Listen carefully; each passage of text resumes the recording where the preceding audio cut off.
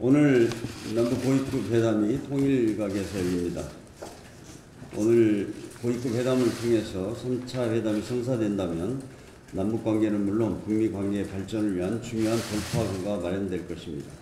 지난 1년간 남북 관계와 한반도 비핵화 논의 과정을 돌이켜보면 고비 때마다 항상 남북 정상회담이 중요한 역할을 해냈습니다. 이번 3차 회담 역시 교착 상태에 빠진 북미 간 비핵화 협상에 진전을 가져올 수 있을 것입니다. 무엇보다 3차 정상회담은 지난 두 차례 정상회담의 성과를 이어가는 중요한 만남이 될 것입니다. 특히 한반도에 영구적인 평화체제를 구축할 수 있는 출발점인 종전선언 논의에 속도를 내는 계기가 될 수 있다고 생각합니다. 남북 정상의 만남 이후 종전선언 논의가 한층 빨라질 수 있을 것입니다. 한반도의 완전한 비핵화와 평화체제 정착, 남북관계 발전과 공동 번영 등 3차 남북 정상회담에 거는 우리 국민들의 기대와 염원이 큽니다.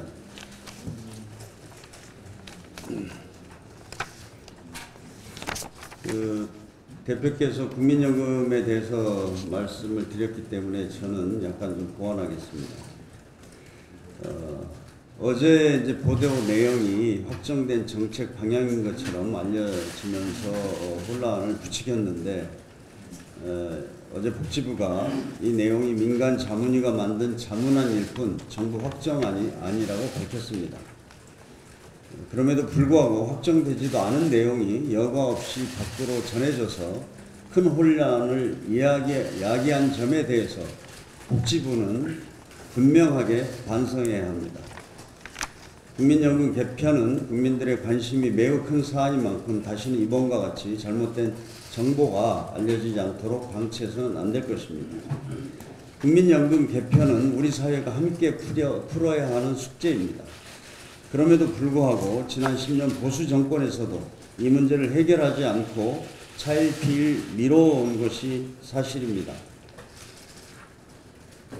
저는 이 국민연금의 문제는 사회적 합의를 통해서 차근차근 합의점을 도출할 수밖에 없다고 생각합니다. 참고로 지난 공무원연금이 사회적 문제가 됐을 때 여야가 협의체를 만들어서 해결한 전례가 있습니다. 그렇기 때문에 국민연금도 앞으로 개선 방안이 필요하다면 여야가 함께 참여하는 사회적 합의체를 통해서 이 문제를 논의해 갈 것이라는 것을 밝히고 싶습니다. 다음은 드루킹의 거짓말이 하나둘 밝혀지고 있습니다. 지난주 김경수 지사와의 대질신문에서 드루킹이 그동안 해왔던 진술을 번복했다는 언론 보도가 나왔습니다. 댓글 프로그램을 시연한 뒤 김 지사로부터 100만 원을 받았다는 진술과 오사카 총영사 청탁 문서도 작성한 적이 없다고 말을 바꿨습니다.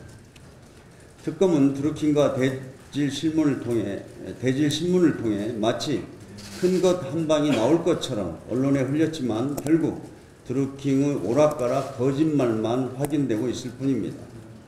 그동안 특검이 의도적으로 언론에 흘렸던 내용 가운데 얼마나 많은 것들이 또 거짓으로 드러날지 벌써부터 궁금해집니다. 이번 대질신문으로 김 지사의 결백과 무고함은 명백하게 확인되었습니다. 드루킹 사건은 우리 민주당의 고발로 수사가 시작된 사안입니다. 또 네이버가 고발합니다. 네이버가 고발을 했고 이제 정정하겠습니다. 드루킹 사건은 네이버의 고발로 수사가 시작된 사안입니다. 또 애초부터 특검의 대상이 될 수도 없는 사안이었습니다. 그럼에도 정치적 논란을 없애기 위해 김 지사가 먼저 특검 조사라도 받겠다고 밝히면서 시작된 것입니다. 그렇다면 정확한 근거를 토대로 진실을 밝혀내는 수사가 이루어져야 합니다. 하지만 특검은 드루킹 일당의 일방적 진술에만 의존해 수사를 진행하고 확인되지 않은 진술을 언론에 의도적으로 흘려왔다는 의구심을 샀습니다. 남은 특검 기간만이라도 실체적 진실을 밝히는 데 주력해 주시기 바랍니다. 국민은 범죄 혐의자의 진술이 아니라 진실을 원하고 있습니다. 김 지사에 대한 백색 테러도 엄중 처벌해야 합니다. 김 지사 소환 당시 신변에 대한 위험이 충분히 예상됐는데도 특검과 경찰이 왜 적절한 조치를 취하지 않았는지 이해하기 어렵습니다. 백색 테러는 법과 원칙에 따라 엄중하게 처벌해야 합니다. 다시는 이런 테러가 재발하지 않도록 경호 안전이 제대로 이루어지는지 지켜보겠습니다. 이상입니다.